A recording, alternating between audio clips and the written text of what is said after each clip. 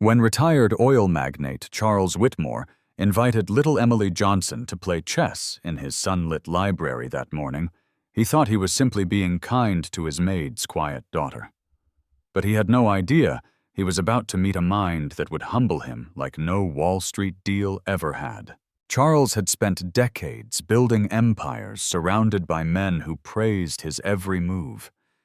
Yet here he was on a crisp autumn morning sipping his black coffee while noticing 8-year-old Emily staring with silent wonder at his prized golden chess set.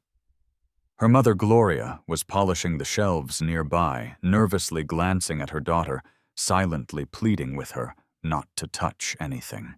The child, with her curly chestnut hair tied back in a frayed ribbon, pressed her small fingers against the edge of the table, eyes locked on the shimmering pieces that gleamed under the grand chandelier. "Would you like to learn how to play?" Charles asked, with a gentle chuckle, thinking it might amuse her for a few minutes. Gloria's face turned pale as she rushed forward to apologize, but Emily only whispered softly, "I've never played before, but I think I'd like to." At that moment, as the old billionaire leaned forward to teach her the first move, he could never have imagined what destiny was unfolding, that this small girl born with nothing was about to show him a brilliance he hadn't seen in a lifetime spent among so-called geniuses. Emily sat perched at the edge of the embroidered chair, her small feet dangling far above the polished oak floor. As Charles Whitmore explained the names of the pieces, she nodded quietly, eyes wide with focus. To her, this wasn't just a game laid out on a marble board. It was a world waiting to be discovered. Each golden knight gleamed like a proud soldier ready to leap into battle. Each queen sparkled under the library's stained glass windows like a hidden empress commanding her empire. Gloria watched from across the room, clutching her rag and bottle of polish so tightly her knuckles turned white. She had spent her whole life teaching Emily to stay invisible in the homes she cleaned. "Don't speak unless spoken to. Keep your head down. Finish your chores quickly," she always said. But here was Charles Whitmore, a man who owned half the land between Dallas and Amarillo, bending down to teach her daughter chess, as if she were royalty. Emily's curiosity bloomed with every word he spoke. When he showed her how the pawns moved, she surprised him by asking, "But why? Can't they go backwards? Don't they ever get scared and want to run away?" Charles paused, blinking at her, before letting out a soft, genuine laugh that echoed off the walnut shelves lined with antique books. "That's a very good question," he replied, his eyes twinkling with sudden respect. To him, it was just an old board game collecting dust between meetings. But to Emily, the pieces whispered secrets, each move a tiny story unfolding before her.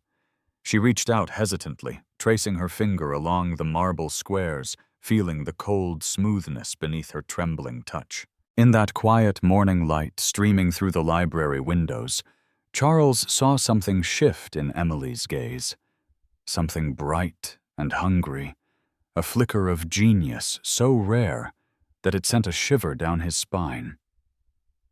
He sipped his coffee and watched her study the board, unaware that this simple gesture of kindness would become the opening move in a life-changing game neither of them could ever have imagined. Charles leaned back in his leather armchair, his brow furrowing as he watched Emily pick up a pawn with delicate precision.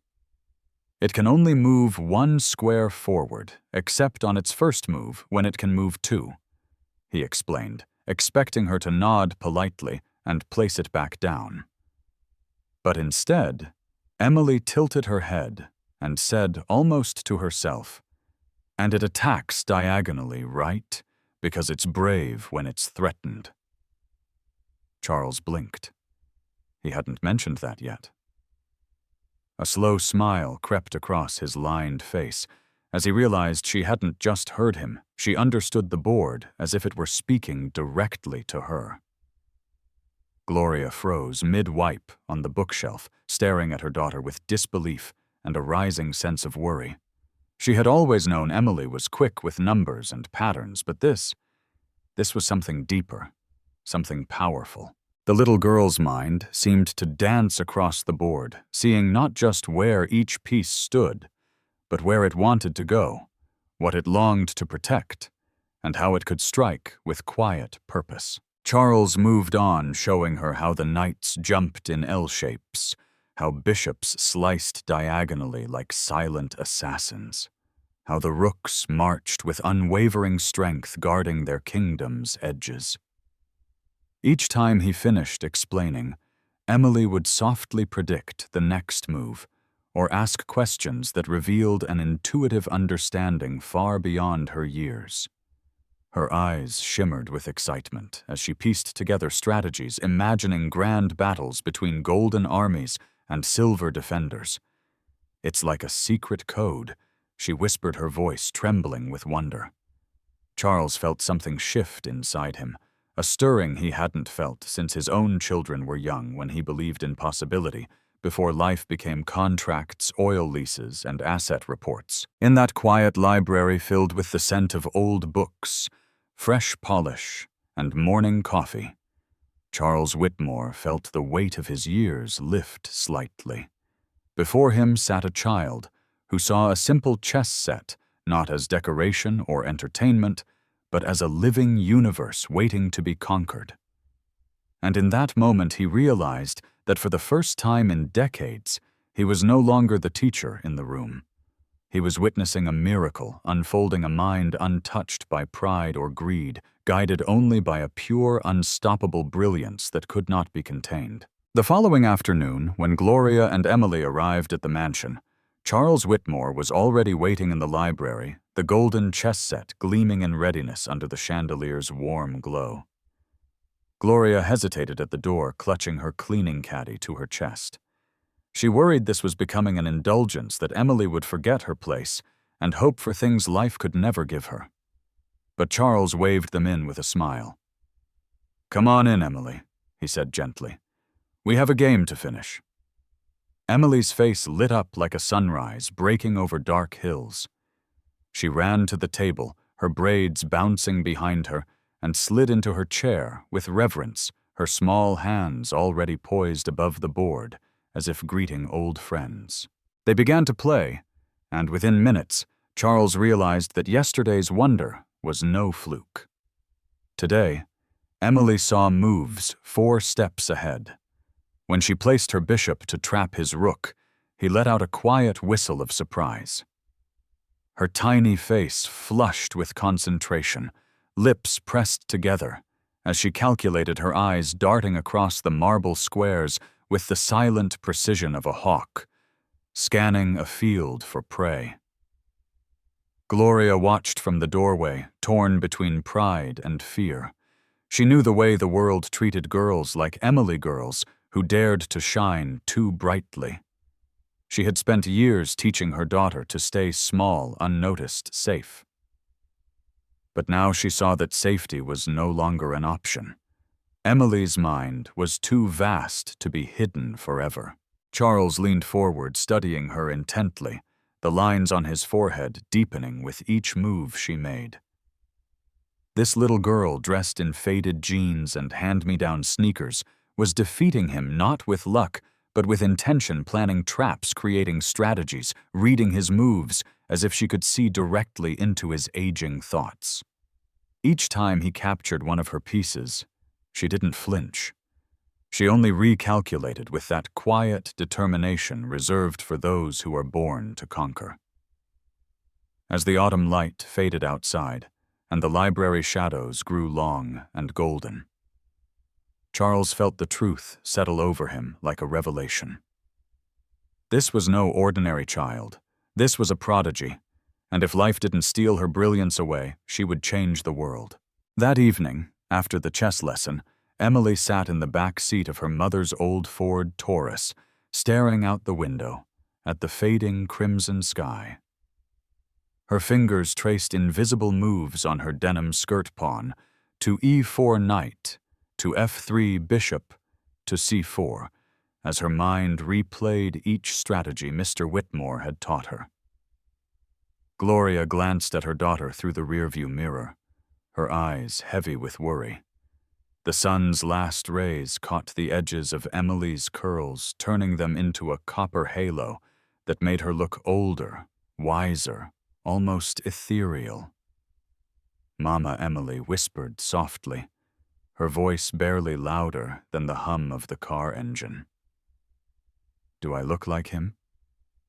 Gloria's chest tightened, her grip tightening on the steering wheel until her knuckles turned pale. "What do you mean, baby?" she asked, though her heart already knew. Emily's dark eyes lifted from the chess moves dancing in her head, staring at her mother's reflection. "Mr. Whitmore. He looked at me funny today, like he knew me from somewhere. People always say I look like someone, but they never say who." Silence filled the car, thick as the gathering dusk outside. Gloria swallowed hard, the question echoing in her bones with a truth she had buried for years. "You look like yourself, Emily," she said quickly, her voice tight and trembling. "That's all that matters." But her words felt hollow, floating in the space between them, like dried autumn leaves swirling in the wind. That night, as Emily lay in her small bed under a quilt patched with faded cartoon animals, she stared at the cracked ceiling, her mind drifting through dreams of knights leaping bravely over pawns and queens, sweeping across the board with unstoppable grace. In the dim glow of the hallway lamp, she heard her mother crying softly in the kitchen, the sound muffled by old walls and years of secrets. For the first time, Emily felt a pang of fear beneath the bright joy chess gave her fear that there were truths her mother kept locked away, like unopened books on a high shelf. And as she drifted into sleep, one thought burned in her chest. Who am I really? And why does Mr. Whitmore look at me like that? The next morning dawned cold and clear streaks of pale winter light, slicing through the faded curtains in Emily's bedroom. She woke with her heart pounding, chess combinations swirling in her mind like flocks of migrating birds. At school, her teachers noticed she was quieter than usual, her pencil moving mechanically through math problems, while her eyes glazed over with thoughts far beyond multiplication tables. When the dismissal bell rang, she sprinted to her mother's car, clutching her backpack like a shield. "Can we go straight to Mr. Whitmore's house today, Mama?" she asked breathlessly, her eyes shimmering with hope. Gloria hesitated, staring at her daughter's eager face. "Yes, baby," she said softly, though her stomach twisted with dread. That afternoon, as they entered the grand library, Charles was not alone. Sitting across from him was a woman Emily had never seen before. Slender, with sharp black hair cut in a neat bob, and wearing a navy suit that looked crisp and expensive. She rose gracefully and extended her hand with a firm, practiced grip. "Hello, Emily," she said with a kind smile. "I'm Dr. Lisa Chen." Emily felt a tremor run through her chest. The name sounded official, important, like the people who spoke on the news when something big happened. Mr. Whitmore's eyes sparkled as he gestured toward the chess table. "Dr. Chen is a very special guest today," he explained. "She teaches the best chess players in the country. She wanted to meet you." Emily blinked, stunned. "Meet me. But I'm just learning." Dr. Chen sat down across from her and began arranging the golden pieces with swift precision, her hands moving like a pianist preparing for a grand performance. "Let's see what you know," she said gently. They played in silence at first, the sound of pieces clinking softly against marble, filling the library like delicate music. Within minutes, Dr. Chen's eyes widened as she studied Emily's fluid, confident moves. Each choice the child made was thoughtful, strategic, and shockingly intuitive, as if she could see invisible threads connecting each piece to a destiny only she could read. By the 10th move, Charles noticed Dr. Chen's posture shift forward with intensity, her professional calm replaced with something close to awe. Emily, oblivious to the rising tension in the room, only saw the board her kingdom of endless possibility and moved her knight with a quiet whisper. Checkmate. The golden afternoon light filtered softly through the library windows, casting a gentle halo around Emily as she sat blinking in surprise at the final position on the board. Dr. Chen remained silent for a long moment, her dark eyes scanning each piece as if double-checking for a hidden error. Finally, she leaned back in her chair and let out a breathless laugh, shaking her head in wonder. "That was extraordinary," she whispered. Charles Whitmore sat across from them, his fingers steepled under his chin, eyes locked on Emily with a mixture of pride and something deeper, a sadness wrapped in unspoken truth. Gloria, dusting a far bookshelf, paused mid-swipe, her shoulders trembling as she pretended to focus on her work.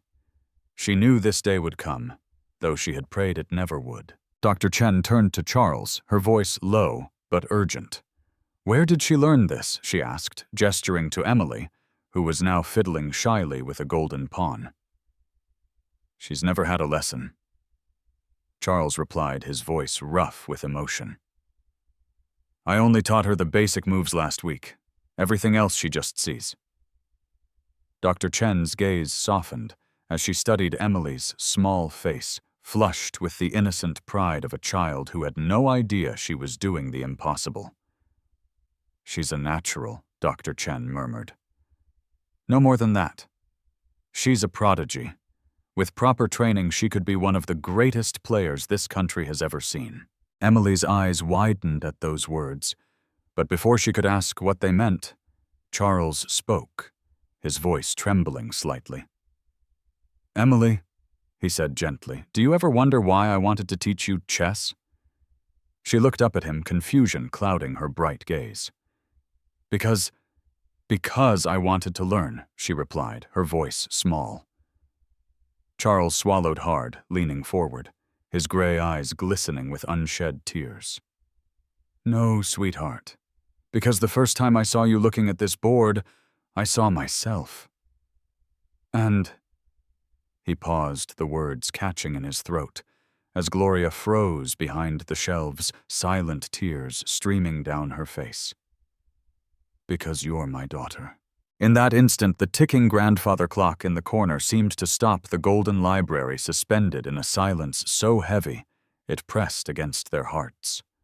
Emily stared at him, her world shifting beneath her small feet, as Dr. Chen closed her eyes, understanding the magnitude of the revelation unfolding before her. Emily's chest rose and fell quickly, as if the world had shrunk to the quiet space between her and Charles Whitmore.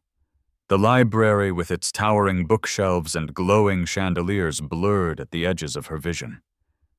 "Your daughter," she whispered the words, catching like thorns in her small throat. Charles reached out with trembling hands, but he stopped short of touching her. "Yes, Emily," he said softly, his voice cracking under the weight of long-buried truth. "Your mother and we knew each other a long time ago. I never stopped thinking about you, not for a single day." Behind them, Gloria stood frozen, the duster falling from her hand and landing on the polished wood floor with a muffled thud. Tears streamed down her cheeks as she pressed a shaking hand to her mouth. For years, she had kept this secret buried, believing it was safer for Emily to grow up away from the suffocating expectations and cruel gossip of Charlotte's world. But now, as she looked at her daughter's stunned face, she wondered if she had stolen something precious, the chance to know her father's love.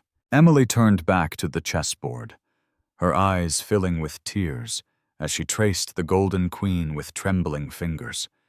The pieces blurred under her tears, becoming nothing more than shapes of hope and sorrow. "Is that why I'm good at chess?" she asked softly, her voice trembling.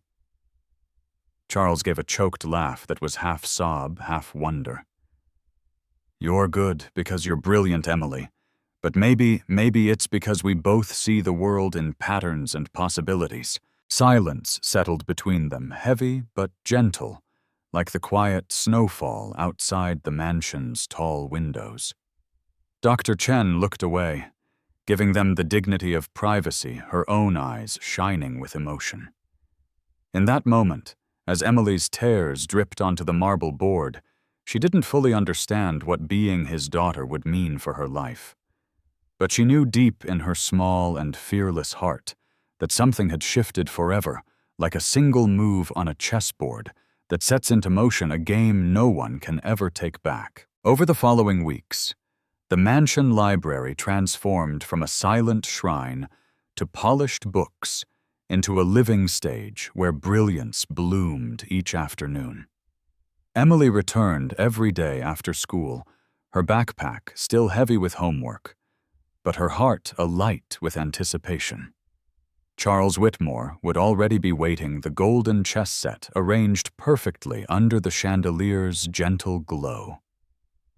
Each day, he watched her grow faster, sharper, more daring with her strategies.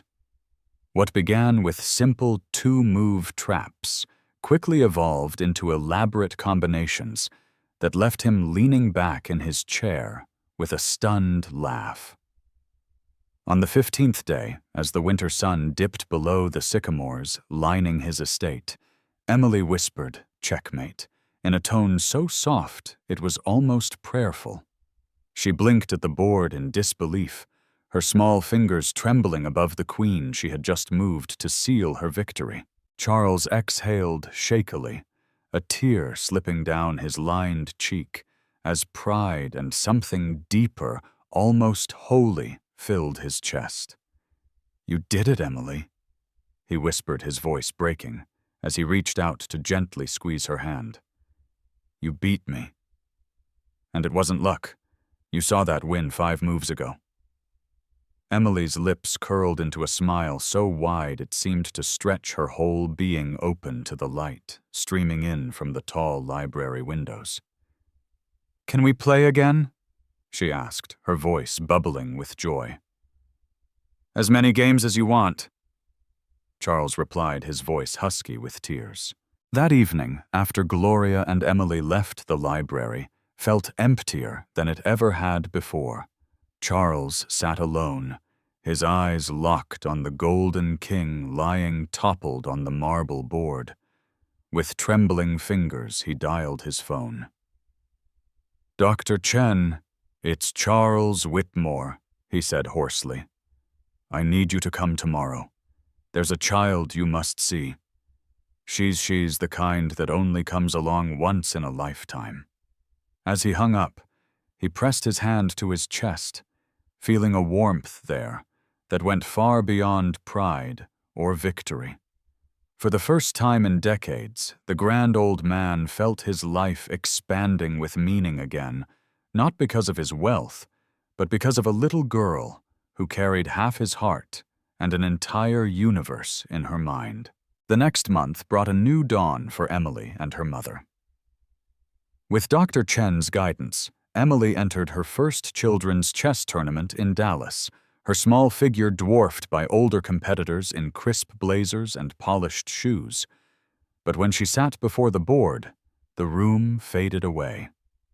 Move by move, she dismantled each opponent's defense with quiet grace, her eyes glowing with wonder instead of arrogance.